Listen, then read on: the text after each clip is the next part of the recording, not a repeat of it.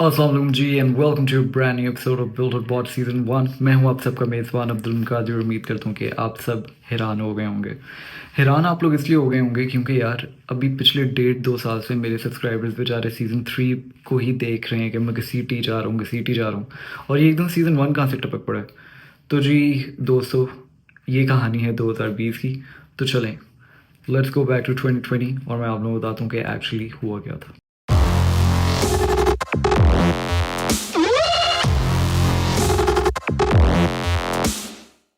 तो ये बात है 2020 की, जब पूरी दुनिया में कोविड ने तूफान मचाया हुआ था। लेकिन आप लोगों के भाई के दिमाग में सिर्फ एक ही चीज़ का तूफान था, और वो था गाड़ी खरीदने का। तो मेरा बजट था बहुत ही थोड़ा, यानी कि 2-2.5 लाख रुपए। और 2-2.5 लाख रुपए के अंदर आपके भाई के पास ये वाले option: Suzuki Mehran, Suzuki Haber, Suzuki मार्गला और डायहेट्सू शेयर। अब सीन ये था कि मैं कोई आम सी बिल्ड नहीं करना चाहता था, क्योंकि उस टाइम पे मेरे यूट्यूब पे सिर्फ 300 सब्सक्राइबर थे, और ये जो भी मैं गाड़ी लेके तैयार करनी थी उससे मैंने सब्सक्राइबर्स गेन करने। तो मेहरान का प्लान कुछ यूँ हुआ कि मैंने सोचा कि इसको लेके ऑल्टो आरएसआर में कन्वर्ट किया जाए। लेकिन बिलालगंज वालों को कुछ और ही मंजूर था। जब मैंने 2-3 लोगों को कॉल्स मिलाई तो हमें पता चला कि ऑल्टो आरएसआर का सिर्फ सामान ही अगर मैं लेने जाऊंगा तो मुझे सामान इकट्ठा करते लाख रुपए का पड़ जाएगा, यानी कि उसके बम्पर, उसके फॉग लैम्प्स, उसका इंटीरियर, उसकी सीट्स, उसकी डिक्की। तो हमने कहा कि नहीं भाई, मेहरान पे इतना पैसा लगाना मेरी समझ में तो नहीं आता। तो ऑल्टो आरएसआर वाला हो गया प्लान कैंसिल। फिर हम लैंड करते हैं अपने अगले ऑप्शन पे, विच वाज सुजुकी हैबर। अब सुजुकी हैबर को भी मैं चाह रहा था मैं कन्वर्ट करूँ जीटीआई में। टू डोर मिले ना मिले वो एक अलग कहानी थी, लेकिन मैं चाहता था कि उसका जो फ्रंट फेशिया है वो पूरा हम लोग करें जीटीआई में कन्वर्ट। लेकिन सर, जब हम लोगों ने बम्पर का ही पता किया तो 50,000 का हमें बम्पर मिल रहा, तो हमने उस प्लान को भी कर दिया कैंसिल। उसके बाद हम आए सुजुकी मार्गला की तरफ। लेकिन मार्गला में जितनी भी गाड़ियाँ देखता था वो इतनी बजी हुई होती थी कि उनको देख के दिल ही नहीं करता था इनको एक वायर करके तो तैयार करवाया जाए। और फिर हम आते हैं अपनी लिस्ट में हमारे आखिरी ऑप्शन पे, जो कि थी डायहेट्सू शेरिड। अब डायहेट्सू शेरिड चाहे मैं 84 की लेता या 88 की लेता, लेनी मैंने टू डोर ही थी, क्योंकि मैं ये चाहता था कि वो गाड़ी जो मैं अपने चैनल पे बिल्ड करूँ, इट शुड बी यूनिक। ठीक है। लेकिन सीन ये था कि मुझे एक मेमोरी रिकॉल हुई 2017 की, जब मैं और मेरा प्यारा भाई, मेरा दोस्त राना हमजा मिल के उसकी शेरिड तैयार कर रहे थे। और उस गाड़ी की वजह से हम लोगों के बजट का दिवाला बच गया था, क्योंकि हम लोगों की गाड़ी के पार्ट्स ही इतने एक्सपेंसिव थे कि हम लोग बाकी और 4-5 चीज़ों में सोच नहीं सके उस पे करने के लिए। तो फिर जो गाड़ी मैंने एक्वायर की वो मेरे बजट में तो दूर की बात है, वो मेरे ऑप्शंस में भी कहीं नहीं थी। सो let me show you guys the car that we got. So I bought myself a 1989 Honda Accord CA5। अब कहाँ मेरे ऑप्शंस में मेहरान, हैबर, मार्गला और शेरिड जैसी गाड़ियाँ थीं, और Accord तो दूर की बात, मैं तो अपने ऑप्शंस में सिविक रखी हुई थी। तो बस Accord की स्टोरी यहाँ से स्टार्ट होती है। मैं तंग आके गया पार्क व्यूज़ की वेबसाइट पे, और मैंने डाला सिर्फ 2.5 लाख रुपए का फ़िल्टर। और मैंने सोचा कि यार जो 4 ऑप्शंस मेरे दिमाग में, हो सकता है उससे बेहतर भी कोई ना कोई चीज़ ऑनलाइन कोई बेच रहा हो। So turns out कि थोड़ी सी सर्फिंग के बाद there was this guy who was selling a 1989 Honda Accord CA5 for only 220K। अब गाड़ी की कीमत देखते ही सबसे पहले मैंने किया वाओ, और फिर हमने कांटेक्ट किया सीधा भाई साहब को व्हाट्सएप पे, और हमने कहा sir we are interested in buying your car but we are in Lahore. भाई साहब ने समझी हमारी मजबूरी और बहुत खूबसूरती से हमें इंग्लिश में रिप्लाई किया। उन्होंने कहा no problem bro, we are WhatsApp you car video now. अब जब उन्होंने व्हाट्सएप पे गाड़ी की वीडियोस भेजी और डॉक्यूमेंट्स की तस्वीरें भेजी, तो गाड़ी में कोई भी मसला नहीं था। गाड़ी की सनरूफ काम कर रही थी, गाड़ी की पावर विंडोज सारी काम कर रही थी, गाड़ी का पावर स्टीयरिंग काम कर रहा था, गाड़ी का स्पीडोमीटर तक काम कर रहा था। और फिर मैंने उनसे जब पूछा कि जी एसी हीटर वर्किंग, उन्होंने कहा yes bro everything working order good. मैंने कहा ठीक है यार। फिर और शक हुआ कि यार जब गाड़ी में कोई मसला नहीं है, 2 हफ्ते पहले गाड़ी का इंजन स्वैप हुआ हुआ है, तो ऐसा क्या है कि ये बंदा इतनी सस्ती गाड़ी बेच रहा है। खैर, इसी कश्मकश में हमारे अंदर का वो जो पाकिस्तानी कीड़ा है निगोशिएट करने वाला, वो जागा, और भाई ने उन्हें मैसेज किया ब्रो फाइनल प्राइस प्लीज़। और ये मैसेज करके मैं सो गया। जब मैं उठा तो मुझे मैसेज आया था bro for you 170K only. मैं कहा यार फिट है। खैर, लेकिन फिट है पे दोबारा शक पड़ा कि यार एक मैसेज पे इस बंदे ने 2.25 लाख से 170 कर दी कीमत, ऐसा क्या इशू हो सकता। अब जी मैंने भाई साहब को कॉल में लाई और उनसे मैंने पूछा bro why you sell car for so price low. उन्होंने जब मुझे अपनी मजबूरी बताई तो मैंने कहा no worries bro, it's okay, मैं आपको अभी टोकन करता हूँ और 3-4 दिन मुझे लगेंगे पेमेंट करने में। उन्होंने कहा नो वरीज़, हम आपका इस डेट तक इंतज़ार कर सकते हैं। मैंने कहा बस फिट है, तब तक तो मेरे पास एक्स्ट्रा कैश भी हो जाएगा। खैर मैं अपनी वालदा के पास गया, मेरा सारा कैश उनके पास ही होता था। मैं उनको कहा वालदा क्या आप मुझे, सॉरी वालदा नहीं अम्मी, क्या आप मुझे प्लीज़ 10,000 रुपये उधार दे सकती हैं? मेरी वालदा ने मेरे से फरमाया क्यों बेटा? मैंने उन्हें नहीं बताया मैं गाड़ी खरीद रहा हूँ, मेरे घर में किसी को भी नहीं पता मैं गाड़ी खरीद रहा हूँ। मैंने उन्हें बताया कि एक बहुत मजबूर इंसान है अम्मी, तो मैं उसकी मदद करना चाहता हूँ। उन्होंने कहा कोई मसला नहीं बेटा। मेरी माँ ने मेरे हाथ में 10,000 रुपया दिया और मैं निकला सीधा लाइट बैंक, उनके अकाउंट में पैसे डिपॉजिट करवाए और सुकून से घर आके सो गया। तो जी fast forward to the day जब फाइनली गाड़ी लाहौर आ गई। अब वो जो जगह थी जहाँ ये बेसिकली अड्डा है, जहाँ ये गाड़ियाँ उतरती हैं, वो मेरे घर से आ रही थी तकरीबन 20-25 किलोमीटर। अब 20-25 kilometre was not an issue, लेकिन गाड़ी मैंने खरीदी थी नवंबर में और रात के 9:30-10 बजे का टाइम था। अब आज से 5 साल पहले नवंबर में अच्छी खासी धुंध पड़ती थी लाहौर में, इस दफ़ा तो सर्दियाँ नाम की आई हैं। खैर मैंने घर पे बताया तो हुआ नहीं था किसी को गाड़ी का, तो मैंने बस बहाना किया, उबर करवाई और मैं निकल गया गाड़ी लेने के लिए। अब रास्ते में इतनी धुंध थी कि मैं आधा रास्ता यही सोच रहा था कि यार उस गाड़ी का डिफॉगर ना चलता हुआ अगर, तो मैं क्या करूँगा, क्योंकि अल्टीमेटली गाड़ी जो भी ये थी तो पुरानी। खैर अल्हम्दुलिल्लाह जब हम वहाँ पहुँचे, गाड़ी मैंने स्टार्ट की, गाड़ी हाफ सेल्फ स्टार्ट थी और सबसे पहले मैंने बिस्मिल्लाह पढ़ के उसका डिफॉगर ऑन किया और माशाल्लाह उसका डिफॉगर स्लो था लेकिन इट वाज़ वर्किंग। तो बस उस टाइम के लिए, एटलीस्ट उस रात के लिए, we were in a win win situation. और अब हम थे घर के रास्ते। अब घर से 5 मिनट दूर था मैं, तो मैंने अब्बू को कॉल मिलाई और मैंने कहा कि आप गैरेज में लेके क्या सबको आ सकते हैं? मेरे वालिद साहब ज़रा घबरा गए, उन्होंने कहा क्यों बेटा है क्या हुआ? मैं कहा यार ईज़ी हो जाए, आप बस गैरेज में लेके सबको आ जाएँ। तो मेरी अम्मी, मेरी बहनें, अब्बू और फूफो भी उन दिनों आई हुई थी लाहौर। तो ये सारे गैरेज में इकट्ठे हो गए, क्योंकि मैं तो अपनी ओर से एक बहुत ही बड़ी एक चीज़ अचीव की थी ना कि यार मैंने पौने 2 लाख की एक होंडा अकॉर्ड ले ली है। खैर जब मैं घर पहुंचा तो सबके मुंह खुले के खुले रह गए, and not really in a good वे। गाड़ी की सिचुएशन आप लोग अब ज़रा देखें और फिर हम आपको अगली कहानी बताते हैं। एंड बिकॉज आई सेड कि मेरे घर वालों में मुंह खुले ही खुले रह गए, नॉट इन अ गुड वे, तो यार मेरे घर वालों को जज ना करना कि बेटे की अचीवमेंट पे खुश नहीं हुए। बेटा जिस हालत में गाड़ी को लेके आया था उसके बाद तो ये वाले रिएक्शन बनता था। अब आप लोग खुद ही देख लें।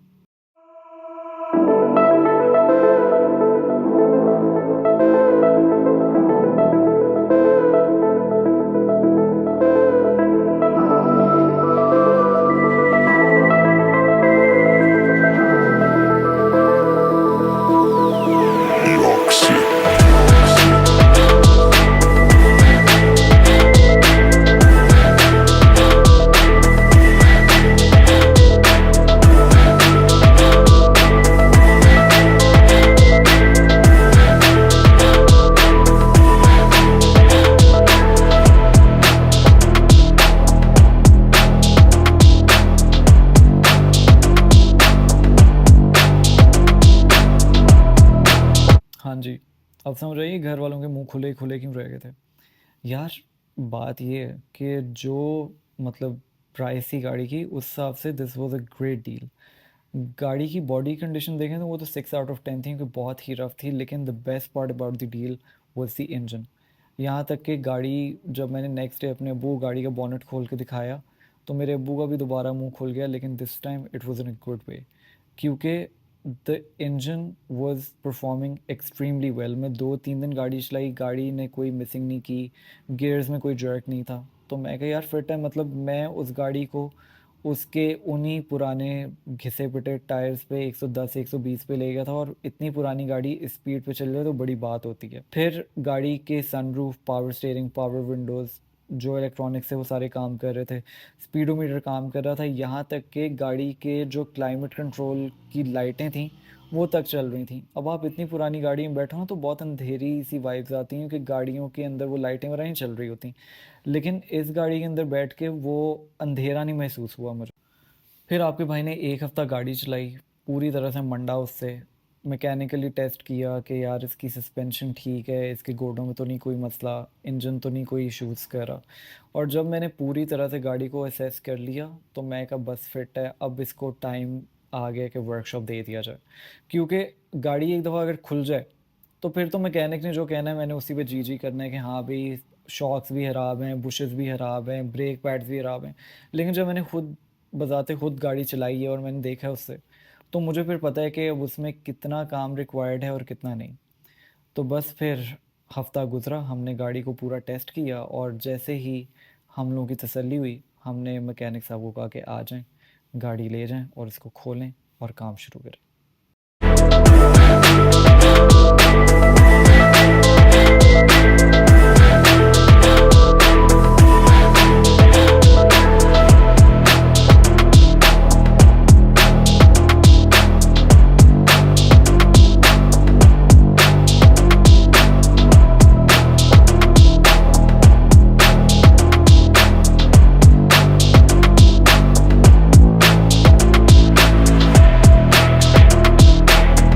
तो जी अब गाड़ी तो पहुंच गई हुई थी वर्कशॉप और आधी गाड़ी इन लोगों ने खोल भी दी थी, दरवाज़ों में गत्ते उतार दिए थे, बम्पर्स उतार दिए थे, लाइटें उतार दी हुई थी।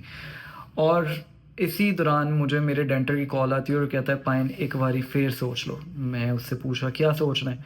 कहता मैं अभी भी आपको कह रहा हूँ कि गाड़ी पुरानी है, आप इस पर इतना पैसा ना लगाएं, आप इसको वैसे तैयार करें जैसे हम लोग गाड़ी को तैयार करते हैं, पुरानी गाड़ी को। मैंने पूछा कैसे? मैंने इनको ये कहा था कि आप लोग पूरा पेंट स्ट्रिप करो, जब लोहे की चादर निकल आएगी ना गाड़ी की, तो आप उसमें देखना कहाँ सुराख हैं, कहाँ पीस लगने हैं, उसको पूरा लेवल करो ग्राउंड को और फिर उसको पेंट की तरफ लेके जाओ। लेकिन भाईजान वो मुझे जो तरीका बता रहा था वो ये था कि जहाँ हल्की फुल्की डेंटिंग होनी है उससे डेंटिंग करते हैं, ढलकों की हेयर है, पुटीनों से हम पूरा काम बैलेंस कर देंगे, पैसे कम लगेंगे और आप इजीली जो आप चाह रहे हो ना वो काम आपका हो जाएगा। मैंने कहा नहीं, जब मैं पैसा दे रहा हूँ तो काम मेरी मर्ज़ी का, पैसा तुम्हारी मर्ज़ी का। तो बस जी हम लोगों ने उनके मुंह पे मारे पेंट रिमूवर के डब्बे और ने कहा कि इन्हें गाड़ी फेंको और ये जो पुटीन है, पेंट है, इससे उतारो। टाइम लगता है, पैसा लगता है, जो मर्ज़ी लगता है, no worries, I want the work to be done my way. तो बस ये हुआ फिर।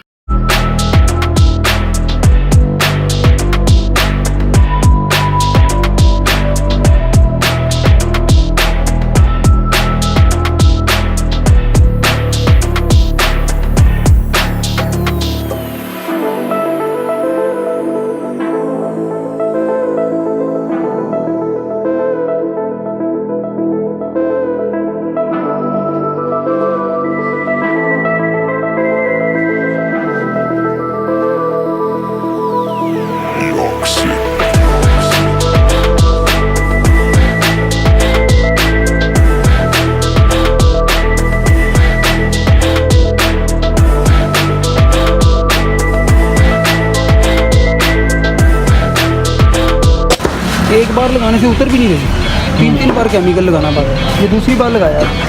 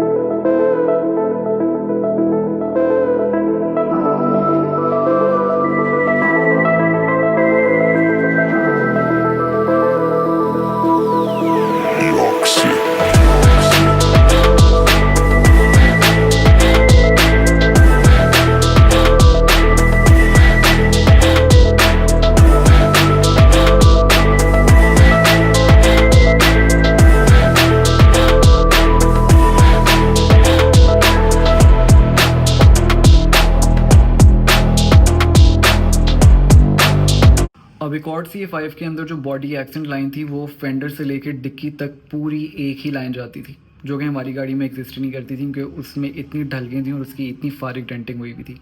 तो जब पेंट स्ट्रिप हुआ तो लकीली अगले दरवाजे में और फेंडर में वो लाइन हमें नज़र आ गई।